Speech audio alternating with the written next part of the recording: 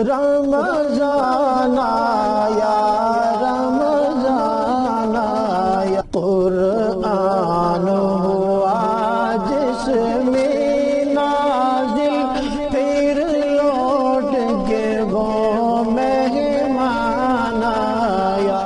نحمده ونصلي ونسلم على رسوله الكريم۔ أعوذ بالله من الشيطان الرجيم، بسم الله الرحمن الرحيم۔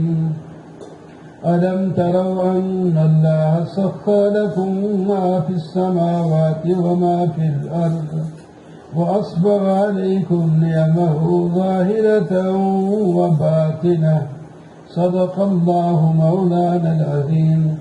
اللهم صل على سيدنا ومولانا محمد وعلى آل سيدنا ومولانا محمد وبارك وسلم۔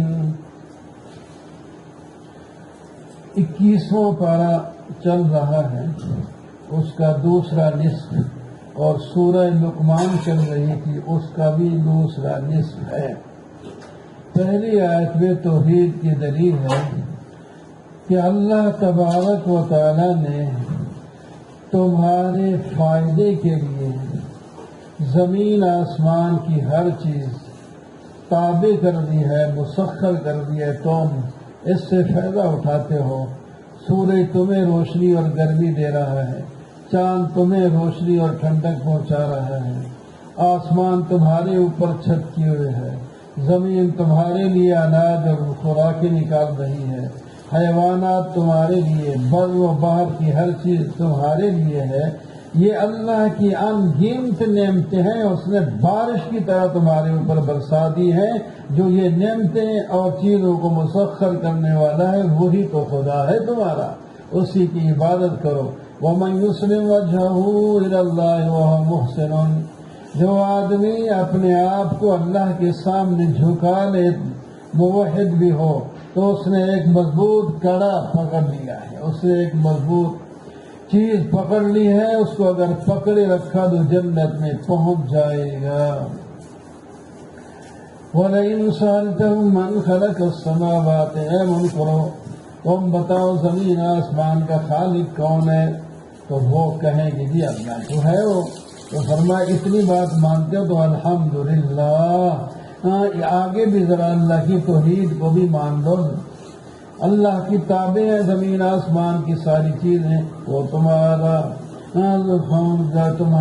غنی ہے، وہ تمہارا محتاج نہیں ہے۔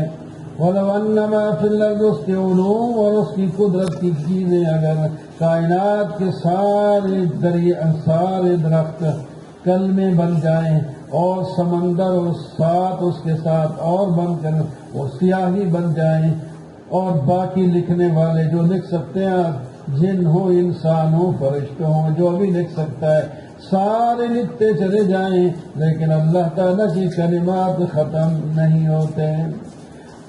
ما خلقکم ولا بعثکم الا کنفس واحدہ، کروڑوں اربوں خربوں لوگوں کا پیدا کرنا اللہ کے ہاں ایسے ہی ہے جیسا کہ ایک نفس کو پیدا کرنا ہو۔ اللہ تعالیٰ نے رات دن بنائے اور ان کو چھوٹا بڑا بھی کرتے ہیں، وہی خدا ہے، اس کے سامنے جھک جاؤ۔ کشتی کو دیکھتے نہیں کہ وہ سمندر میں چلتی ہے، تم اس پر بیٹھ کر اپنا سامان لے کر دوسرے کنارے پر چلے جاتے ہو، اور صبر کرنے والے، شکر کرنے والے کے لیے ان میں نشانیاں ہیں۔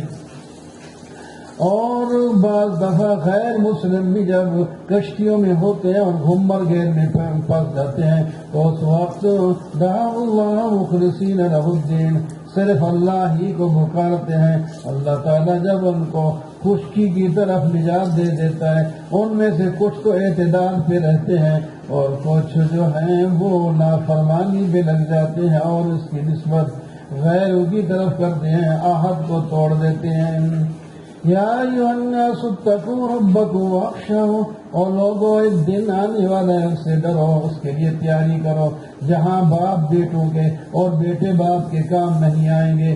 دنیا کی زندگی تمہیں دھوکے میں نہ ڈالے اور شیطان بھی تمہیں دھوکے میں نہ ڈالے، یہ دونوں تمہارے لیے دھوکے کا باعث ہیں۔ ان اللہ عنده علم الساعۃ، اللہ وہ ہے جس کے پاس قیامت کا علم ہے، وہ بارش برساتا ہے، وہ جانتا ہے جو مادہ کے پیٹ میں کیا چیز ہے، اور وہ جانتا ہے تم میں سے کون کیا کہاں کمائے گا اور کہاں اس کی موت آئے گی۔ الف لام میم تنزیل الکتاب لا ریب فیہ من رب العالمین۔ قرآن پاک کی طرف ترغیب ہے، اللہ نے اس کتاب نازل فرمائی ہے جو سچی ہے، اس میں کسی قسم کا شک نہیں، اور لوگ کہتے ہیں آپ نے گھڑ دیا ہے، یہ وہ جھوٹ کرتے ہیں۔ آپ ان کو ڈرائیں یا نہ ڈرائیں، یہ آپ کے بات کو نہیں مانیں گے، لیکن آپ کا فریضہ ہے آپ ان کو ڈرائیں، ان کے آپ سے پہلے ان کے پاس کوئی پیغمبر نہیں آیا۔ اللہ الذی خلق السماوات والارض، اللہ ہی تو وہ ہے، ہر صورت میں یہ چیزیں بیان دلائل کیے جاتے ہیں۔ 7 دنوں میں زمین آسمان پیدا کیے، پھر ثم استوى علی العرش، تمام کاموں کی جو ہے تدبیر بھی کرتا ہے، اور کوئی شفیع غالب بھی اس پر نہیں ہے۔ تو میں ایک نطفے سے پیدا کیا ہے، پہلے مٹی سے پیدا کیا تمہارے باپ کو، اس کے بعد اللہ تبارک و تعالی نے تمہاری نسل کو ایک ماء مہین حقیر پانی سے نطفہ انسانی سے تمہیں بنایا ہے، پھر اس میں جو ہے کتنی قیمتی چیزیں، آنکھیں اور جناب دل اور کان وغیرہ سارے تمہیں دیے ہیں، یہ ذرائع ہیں علم حاصل کرنے کے لیے۔ تم چاہیے تمہیں کہ شکر کرو، لیکن تم بہت کم ہی شکر کرتے ہو، بلکہ الٹا کہتے ہو جب ہم مر جائیں گے اور زمین میں مل جائیں گے کیا دوبارہ پیدائش کے ساتھ دوبارہ زندہ ہو سکتے ہیں؟ فرمایا ہاں، تمہاری روح نکالے گا فرشتہ موت کا جو مقرر ہے، پھر اللہ تعالیٰ جب چاہیں گے تمہیں دوبارہ زندہ بھی کر دیں گے۔ جب تم قیامت کے دن سامنے آؤ گے اللہ تعالیٰ کے، تمہارے سر جھکے ہوئے ہوں گے، پھر اقرار کرو گے ربنا ابصرنا وسمعنا، ہم نے دیکھ بھی لیا سن بھی لیا یا اللہ، ایک دفعہ پھر دنیا میں بھیج دیا، اب ہمیں یقین آ گیا، اب نیکی کریں گے۔ اللہ، اس کے بعد اگر ہم گمراہ ہوئے تو پھر ٹھیک ہے سزا دینا۔ اللہ تعالیٰ فرماتے ہیں تمہاری ہدایت کے سارے اسباب میں نے مہیا کر دیے تھے، اب تو نتائج کا ٹائم ہے۔ لَأَمْلَأَنَّ جَهَنَّمَ مِنَ الْجِنَّةِ وَالنَّاسِ أَجْمَعِينَ۔ نیک لوگوں کی صفات یہ ہے جب وہ رات کو سوتے ہیں تو ان کے پہلو بستروں سے الگ ہوتے ہیں، وہ اپنے رب کو پکارتے ہیں، خوف لگا ہوا ہے اور ساتھ بخشش کا طمع بھی ہے، جنت کا بھی، اور وہ اپنے مال سے خرچ بھی کرتے ہیں۔ ہم نے بھی ان کے لیے جو چھپا رکھا ہے وہ جس سے ان کی آنکھیں ٹھنڈی ہو جائیں گی، کسی کو پتہ نہیں کہ ہم نے اس کے لیے انعام کتنے تیار کر رکھے ہیں۔ افمن کان مومنا کمن کان فاسقا، کیا دنیا میں مومن اور کافر ایک جیسے رہ رہے تو کیا قیامت اور محشر اور قبر میں بھی ایک جیسے ہوں گے؟ ایسا تو سوال ہی نہیں پیدا ہوتا۔ ایمان والوں کے لیے جنت المأوی مہمانی ہوگی، اور فاسق لوگوں کو جن کے لیے جہنم ٹھکانہ ہوگا۔ نکلنے کی کوشش کریں گے لیکن نکل نہیں پائیں گے۔ ہم ان کو دنیا میں بھی کچھ تھوڑا بہت عذاب چکھاتے رہتے ہیں تاکہ بڑے عذاب سے ڈر جائیں اور ایمان لے آئیں۔ وَلَقَدْ آتَيْنَا مُوسَى الْكِتَابَ، یہ پہلی امت نہیں ہے، نہ پہلی کتاب ہے، نہ پہلا نبی ہے۔ اس سے پہلے ایمان جو موسیٰ علیہ السلام بھی گزرے ہیں، ان پر تورات اتری تھی، وہ اس کے اندر بھی ہدایت تھی، اور کچھ لوگ اس کو لے کر دنیا کے امام بن گئے تھے، اور کچھ لوگ مخالفت میں اپنی زندگی تباہ کر کے چلے گئے۔ اولم یروا، کیا دیکھتے نہیں ہیں؟ ولم یہد لہم کما لہم، کتنی قومیں ان سے پہلے جو بڑی طاقتور اور قوت والی تھی، وہ اس دنیا میں چلتے پھرتے تھے، آج وہ ہلاک ہو گئے، ان کا نام نشان نہیں۔ کیا دیکھتے نہیں ہیں وہ قوم، ہم بارش کو زمین کے جس ٹکڑے کی طرف لے جاتے ہیں، بارش وہاں پہنچتی ہے اور وہاں سے اناج نکلتے ہیں، کھیتیاں ہوتی ہیں، جن میں جانور بھی کھاتے ہیں اور انسان بھی اپنی ضروریات پوری کرتے ہیں۔ پھر بھی یہ لوگ کہتے ہیں کب ہوگا یہ فتح کا دن؟ فرمائے فتح قیامت کا دن ہے، فائدہ تمہیں ہوگا کوئی نہیں، اس کی نہ تمہیں مہلت ہوگی، تو اس کی انتظار تمہیں کیا ہے؟ پہلے تیاری نہ کرو۔ وَارِضَنْهُمْ وَانْتَظِرْ إِنَّهُمْ مُنْتَظِرُونَ، اے میرے محبوب نہ ایمان تھے تو آپ ان سے منہ پھیر لیں، تبلیغ کیا کریں اور انتظار کریں نتائج کا۔ یا ایھا النبی اتق اللہ ولا تطع الکافرین والمنافقین. سورۃ الاحزاب شروع ہوتی ہے. احزاب لشکروں کو کہتے ہیں. اس کا دوسرا نام خندق بھی ہے کہ یہ سارے عرب قبائل مل کر جو ہیں وہ مدینہ پر چڑھائی کر کے آ گئے تھے کہ بالکل مدینہ والوں کو ختم کر دیں، لیکن وہ خود تو ختم ہو گئے. اللہ تعالیٰ فرماتے ہیں ہم نے تمہاری مدد کی، وہ تمہیں ختم نہیں کر سکے.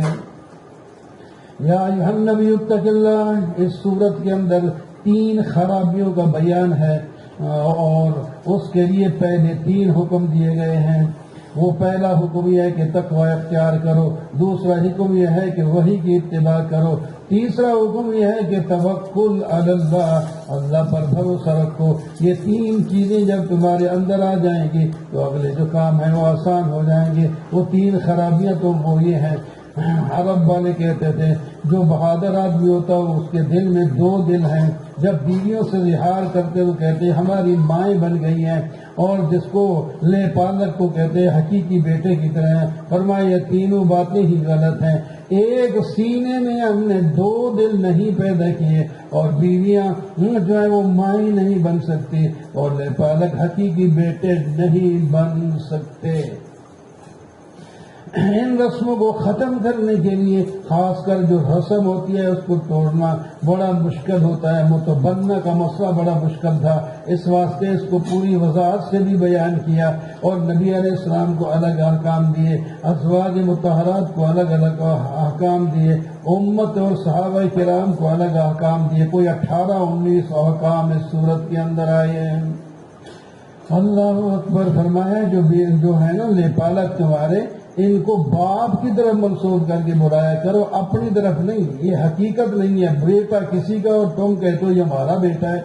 اگر تمہیں باپ کا پتہ ہی نہیں یا تم بھول جاتے ہو کبھی بعض دفعہ، تو پھر بھائی تو ہیں تمہارے، دوست بھی ہیں تمہارے.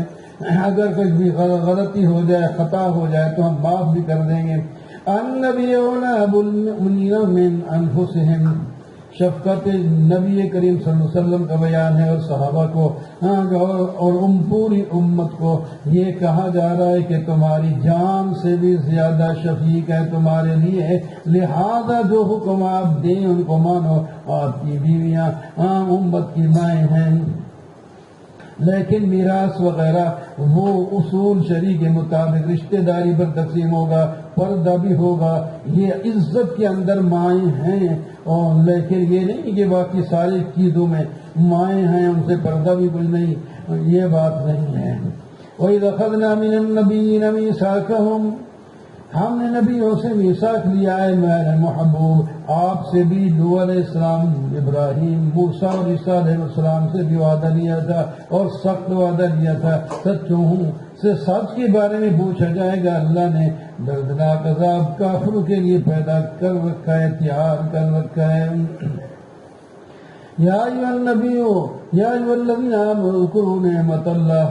پہلا حکم. دوسرا حکم ہے صحابہ اکرام کو کہ اللہ کی نعمتوں کو یاد کرو. ایک وقت تھا کہ پورے لشکر تمہارے اوپر چڑھ دوڑے تھے، ہم نے تمہاری مدد کی تھی، ہوا بھیج دی، اور ایسے لشکر بھیجے تھے جن کو تم دیکھتے نہیں تھے، اور اتنے لشکر آ گئے تھے. اوپر سے پہاڑوں کی طرف سے بھی آ رہے ہیں، نیچے سے وادیوں کی طرف سے بھی آ رہے ہیں.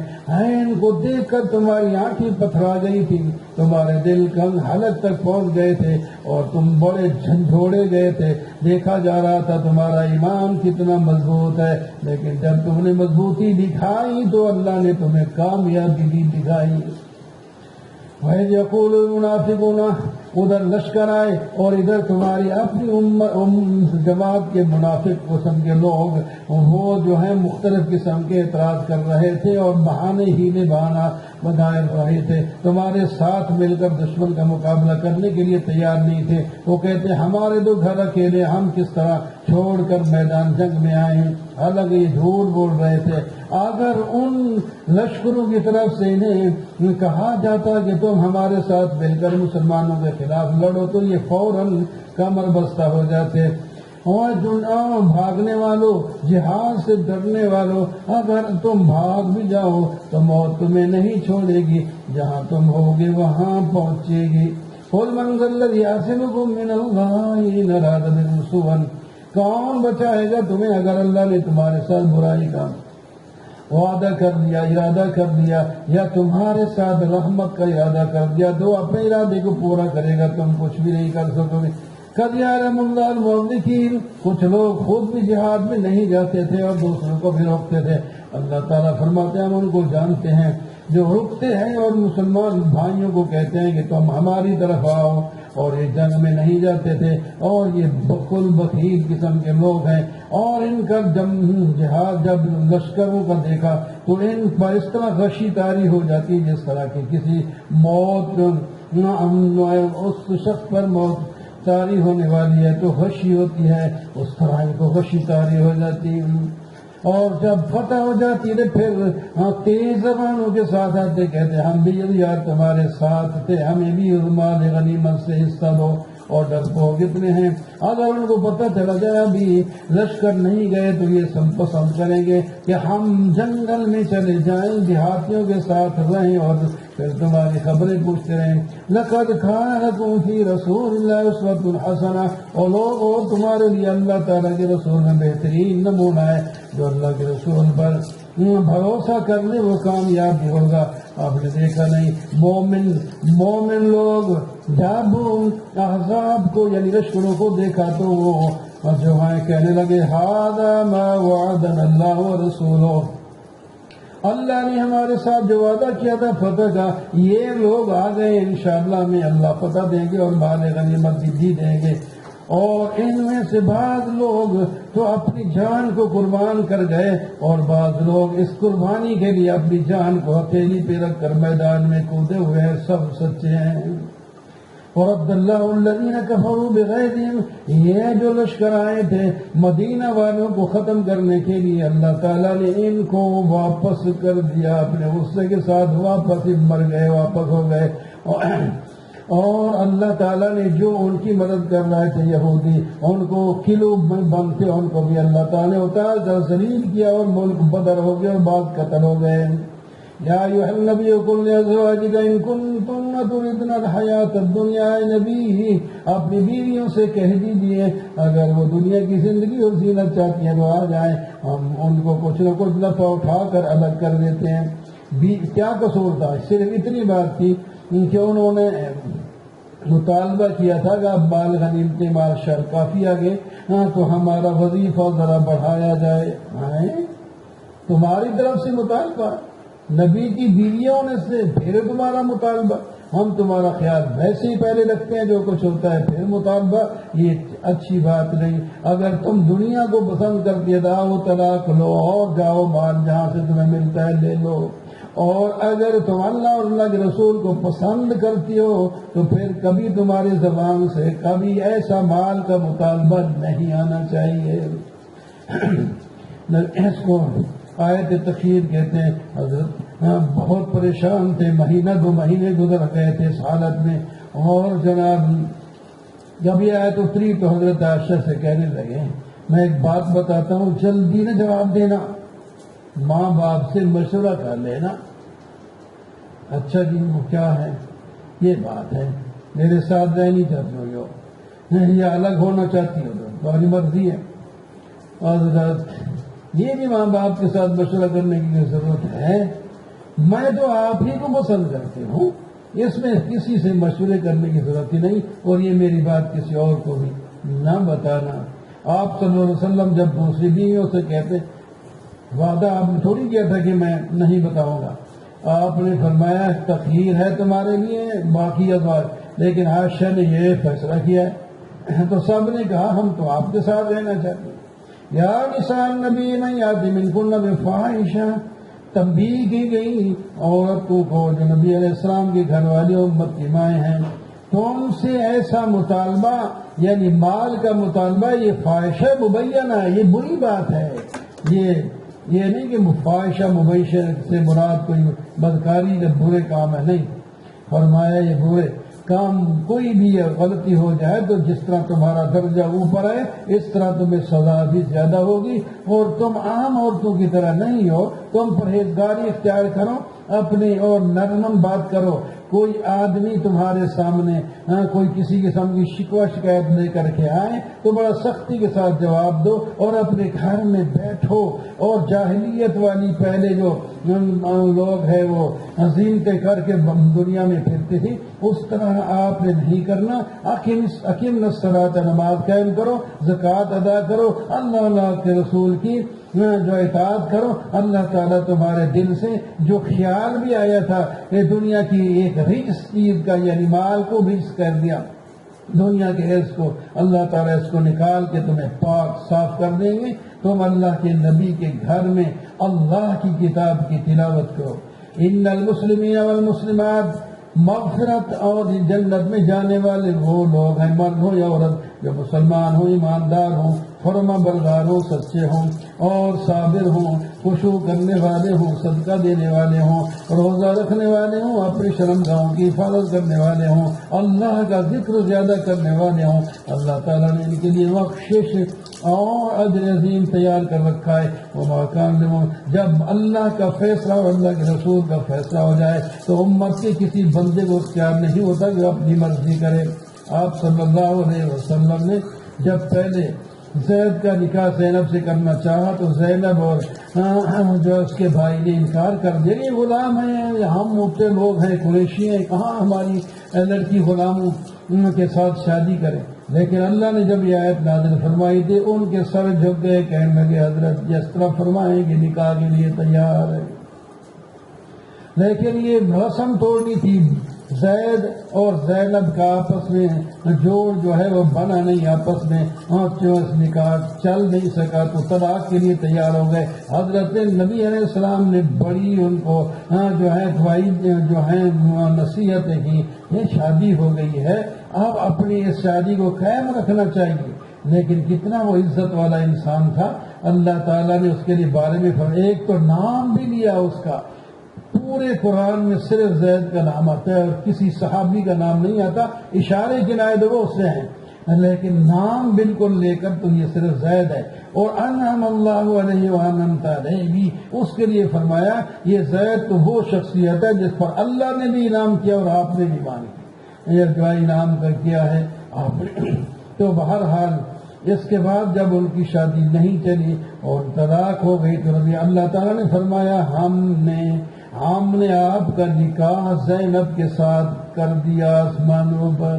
آپ کی وہ بیوی ہے، دوبارہ نکاح کرنے کی ضرورت ہی نہیں ہے. حضرت زینب پہلے تو پریشان تھی، پہلے غلام سے شادی ہو گئی اور پھر شادی چلی نہیں تو بڑی پریشانی ہوتی ہے.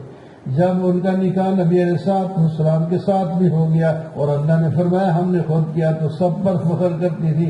کسی کا نکاح باپ نے کرایا، کسی کا بھائی نے، کسی کا کسی رشتہ دار نے، لیکن میرا نکاح اللہ نے عرش سے کیا ہے، اللہ کے عرش سے. ما كان على النبي ما كان محمد ابا احد من رجالكم. ختم نبوت کا مسئلہ بھی محمد صلی اللہ علیہ وسلم کسی نوجوان کسی مرد کے باپ نہیں ہے. چھوٹے چھوٹے بچے تو ان کے پیدا ہوئے لیکن فوت ہو گئے تھے. بیوی جو بچیاں ہیں وہ جوان ہو گئے، ان کے بچے بھی ہوئے ہیں، لیکن کسی مرد کے آپ باپ نہیں تھے. ولیکن وہ اللہ کے رسول تھے، وہ خاتم النبیین تھے اور آپ کی آپ پر نبوت کا دروازہ بند کر دیا گیا.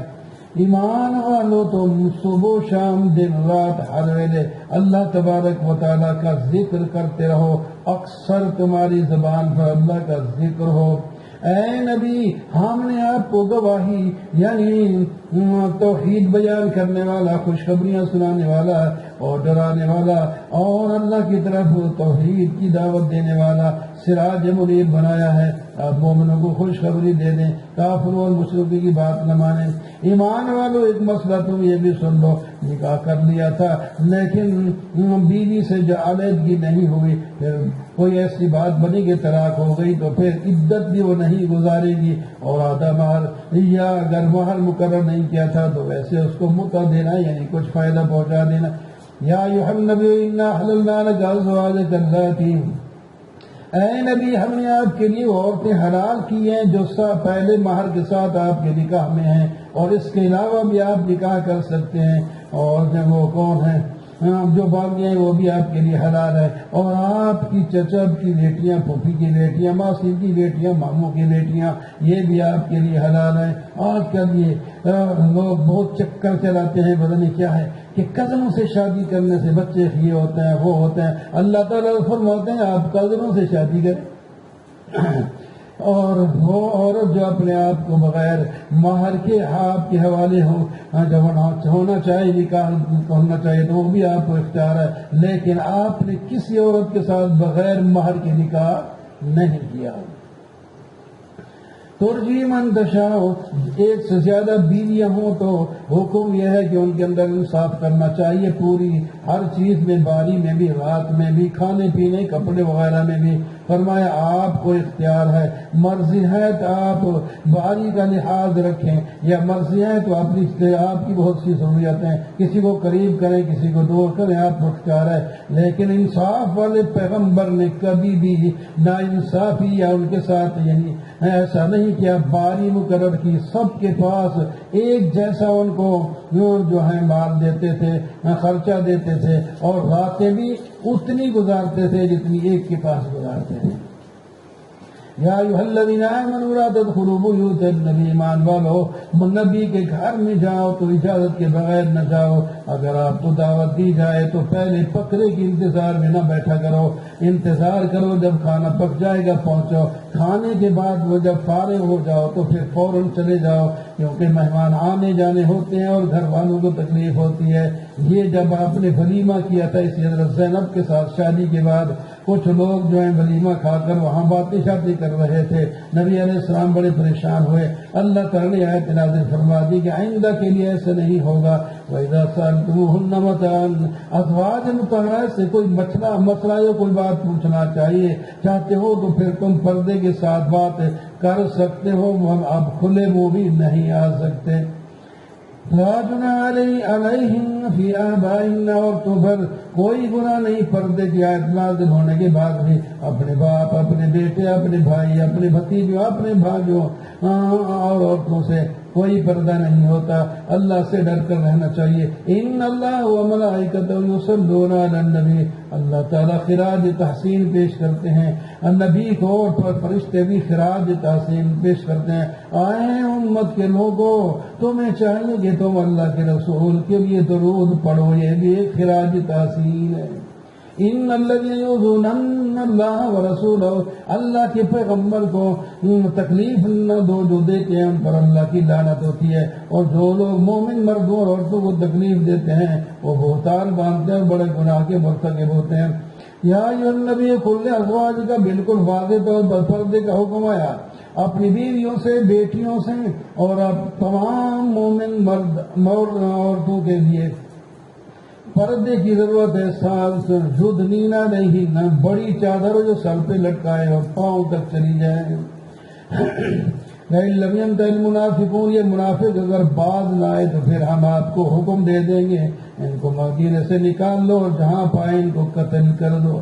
یہ اللہ تعالیٰ کا طریقہ پرانا چلا رہا ہے جو حکم دے۔ یسألونک، قیامت کے بارے میں آپ سے پوچھیں، اس کا علم اللہ کے پاس ہے۔ یا ایھا الذین آمنوا لا تکونوا کالذین آذوا موسیٰ، ایمان والو موسیٰ علیہ السلام کو جس طرح ان کی قوم نے تکلیفیں دی ہیں تم اپنے پیغمبر کو تکلیف نہ دو۔ ایمان والو تقوی اختیار کرو اور سچی سچی بات کرو، اپنے اعمال کو درست کرو، اللہ تعالیٰ تمہاری مغفرت فرما دیں گے۔ اللہ کے رسول کی اطاعت میں کامیابی ہے۔ زمین آسمان کی ہر چیز پر جب ہم نے امانت پیش کی تو انہوں نے جو ہے اس پر عمل کرنے سے اپنی کمزوری کا اقرار کر لیا کہ جنت تو بعد کی بات ہے، لیکن پہلے شاید کمزوری ہو گئی تو پھر جنت جانا پڑے گا۔ اس واسطے انسان نے اس کو قبول کر لیا۔ قبول کرنے کے بعد کچھ لوگ تو ظالم جاہل ٹھہرے اور انہوں نے اس امانت کو پورا نہیں کیا، اور کچھ لوگ جو ہیں اس کے پورے عمل کیا ہے۔ اللہ تعالیٰ اس کو ان کی مغفرت فرما دیں گے۔ الحمدللہ الذی لہ ما فی السماوات و ما فی الارض، زمین آسمان کی ہر چیز اللہ تعالیٰ کا ملک ہے۔ اللہ تعالیٰ حکیم خبیر ہیں.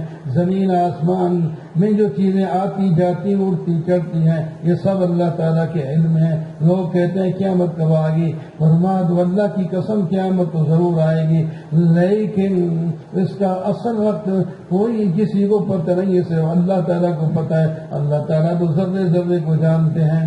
قیامت میں کیا ہوگا؟ یا اللہ کیا ہوگا؟ فرمایا ایمان والے جو لوگ ہیں ان کو بھی ہم مغفرت بھی کر دیں گے اور رزق کریم جنت دیں گے، اور جو لوگ قیامت کو نہیں مانتے اور ہمارے احکام پر عمل بھی نہیں کرتے ان کے لیے دردناک عذاب ہوگا. جن لوگوں کو علم ہم نے دیا ہے ان میں سے کچھ لوگ وہ بھی ہیں جو قرآن پاک کو حق سمجھتے ہیں اور صراط عزیز اور حمید کے راستے پر چلتے ہیں. کچھ لوگ کہتے ہیں ہم تمہیں بتائیں، جو کہتے ہیں جب تم ٹکڑے ٹکڑے ہو جاؤ گے پھر تم دوبارہ زندہ ہوگے. یہ کیا جھوٹ بولتا ہے نعوذ باللہ، یا یہ دیوانگی کی باتیں کرتا ہے. فرمایا نہ دیوانگی کی باتیں نہ جھوٹ ہے، بالکل سچ ہے. قیامت قائم ہوگی. تم اس وقت بھی اللہ تعالیٰ کے قبضے میں ہے. اوپر تمہارے آسمان، نیچے تمہارے زمین ہے. اگر اللہ تعالیٰ زمین کو حکم دے تمہیں کھا جائے، آسمان کو حکم دے اوپر سے گرے تمہیں ختم کر دے. وَلَقَدْ آتَيْنَا دَاوُودَ مِنَّا فَضْلًا، ہم نے داؤد کو فضیلت دی اور پہاڑوں کو حکم دیا کہ ان کے ساتھ آپ بھی ذکر میں شریک ہو جائیں اور سنیں، اور پرندوں کو بھی. اور ہم نے داؤد علیہ السلام کے ہاتھ میں لوہے کو نرم کر دیا، وہ ہاتھوں سے اس کی تارے بنا کر وہ زیریں بھی بنا دیتے تھے. اس کا بیٹا سلیمان علیہ السلام ہے، ان کو ہوا تابع کر دی. وہ 1 مہینے کا سفر ایک شام کو اور 1 مہینے کا سفر صبح کو، یعنی 6 مہینے کا سفر 1 دن میں کر دیتی ہوا. جن بھی تابع تھے اللہ تعالیٰ فرماتے ہیں ہم نے مسخر کیا تھا ان کو، اور وہ بڑے بڑے کام کرتے تھے. یا